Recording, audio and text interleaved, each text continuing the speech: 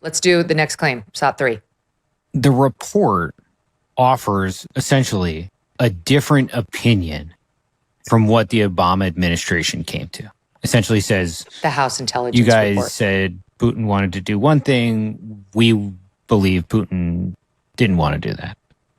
But there's nothing in that report like an email from Obama to his intelligence community saying, I don't care what the evidence shows, we need to get Donald Trump, that proves or shows or raises even questions about a larger treasonous conspiracy. Michael Shellenberger, thoughts on that one? I mean, we don't know too much more about Obama's role than we did before, but we do know that on December 9th, he held that meeting to basically require, with all of his intelligence and security agency heads, to do that intelligence community assessment that would come out in January 2017. And we also know that exact same day that the New York Times and Washington Post had conversations with multiple sources, according to them, who reported that, in fact, the Russians had wanted to help Trump and help Trump win the election. So, for an administration that was famously cracking down supposedly on leakers, the Obama administration was part of creating this disinformation in early December.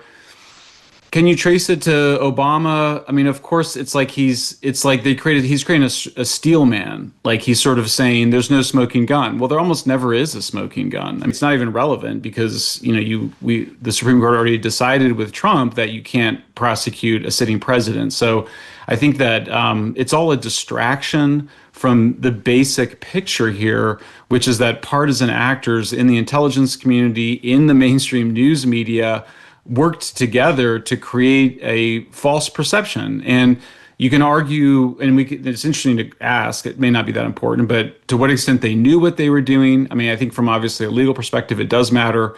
But that is what was happening over a long period of time. And certainly the intelligence analysts who were involved in creating the intelligence community assessment, they knew that something was wrong. And they did oppose putting the Steele dossier in the ICA. And both the FBI and the director of the CIA, Brennan, were demanding it. So, so that's I think okay, that but the that's issue important. of Obama's relationship's a little bit of a red herring. So this is my problem with that statement, Aaron, that it is not just that the House Intel Committee had a different opinion than what Obama's team had. It's that the House took a deep dive into the conclusions that were offered by Obama's Intel team and found that they were utterly unsupported.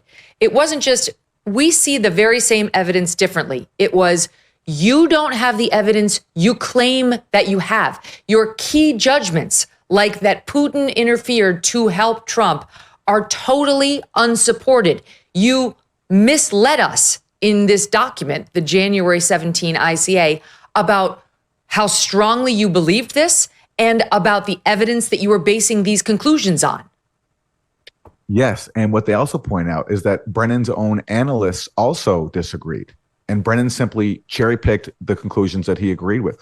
My colleague at Real Clear Investigations, Paul Sperry, years ago reported that Brennan personally overruled two senior experts when it comes to Putin's intentions, and the HIPSI report confirms that. So it's not only that the HIPSI report looked at all the underlying intelligence and just showed that there was nothing there to support Brennan's conclusions, they also show more evidence that Brennan overruled his own people. So it's just more evidence that this idea of an intelligence consensus is just such a lie, especially since we also learned, as I discussed last time I was on with you, that in September 2016, the FBI and the NSA were dissenting on the core Russiagate allegation that Russia hacked and leaked Democratic Party emails. And now we know, nearly 9 years later, thanks to Tulsi Gabbard's declassification, that the FBI and the NSA dissented from John Brennan. And so we have low confidence in that allegation. And more about that has come out just in recent days, which I think we'll get to. But it just underscores. Can you speak to it now? Because we didn't cover it actually on the show this week, but it just came out that Clapper was putting massive pressure on them to just get this done. He was like, if we're going to have to, skip the normal protocols to get this done before Obama leaves office, is what he was really saying, and Trump comes in, then that's what we're going to have to do. It's an extraordinary release that just came out from Tulsi Gabbard, and I encourage people to read it because unlike most Russiagate material, it's not very long. It's only 2 emails. But what it is December 22nd, 2016, as the intelligence officials putting out that January 2017 report on alleged Russian interference are rushing to finalize their report.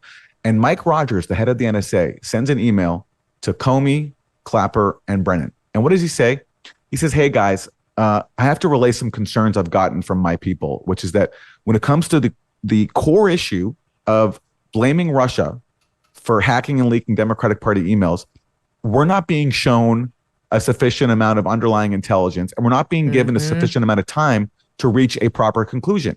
And we want to be confident in our conclusion. And then he goes on to say that, listen, if you're just going to put this out in the name of the CIA and the FBI, then that's fine. I'll withdraw my objections. But if you want our name on it, we need more access and we need more time because we're just not confident in the underlying intelligence. It's an extraordinary statement because because by that point, this is December 22nd, on December 9th, you had stories in the Washington Post and New York Times saying that the intelligence community has all agreed that Putin interfered in the election via hacking and leaking to help Trump.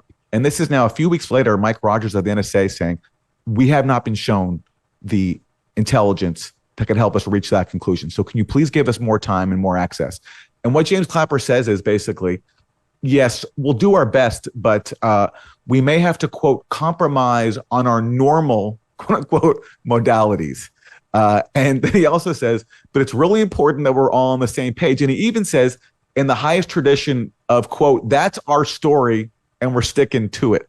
So he's tacitly acknowledging there. So crazy. That they are basically, that they all need to be on the same page of a scam. But sorry, Mike Rogers, the NSA, which is the premier intelligence agency that will be able to actually reach this conclusion, and I've been putting this out for years, that the NSA is the premier agency that could tell us whether or not Russia hacked and leaked the DNC, because basically they can see and they can rewind the entire internet.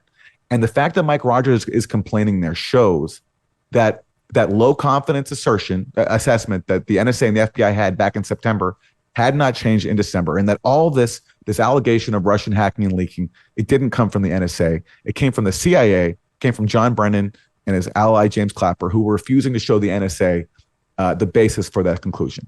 And now we know, having seen that House report, why they did not want to show the underlying evidence to Mike Rogers at NSA, because it was, quote, one scant, unclear, and unverifiable fragment of a sentence from one of the substandard reports, which was the only classified information cited to suggest Putin, quote, aspired to help Trump win. It was flimsier than flimsy. And there's a reason that they were like, holy shit, we're not going to show him anything. Just go along to get along. Our story needs to be the same. Go ahead, Aaron. Just to be clear, so that sentence fragment, that was used for the conclusion that Putin aspired to help Trump win. What Mike Rogers is complaining about in that email is that he has not been shown the intelligence to blame Russia for the hack and leak. He's saying that, like, you have not shown our people. Yeah, exactly. Okay. Yep. And we don't know what that basis is. All we know is that the FBI at that time was relying on CrowdStrike, a firm working for Hillary Clinton, which had first blamed Russia for hacking the DNC. And we know from other intelligence documents that Tulsi Gabbard has released, they were still relying on CrowdStrike.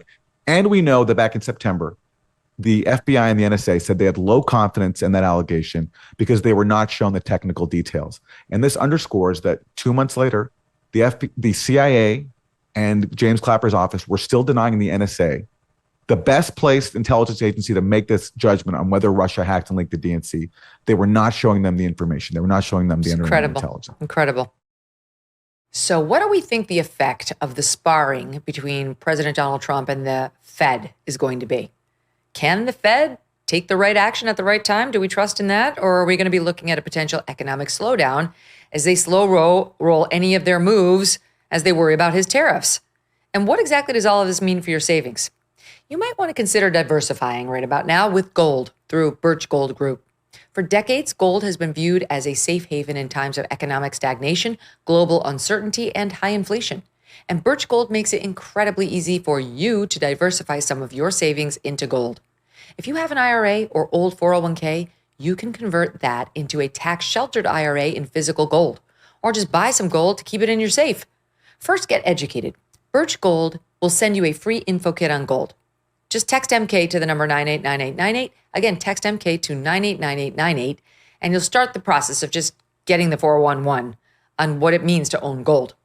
Consider diversifying a portion of your savings into gold. So if the Fed cannot stay ahead of the curve for the country, at least you can stay ahead of the curve for yourself. Thanks so much for watching. If you like what you just saw, hit the subscribe button for more clips and full episodes.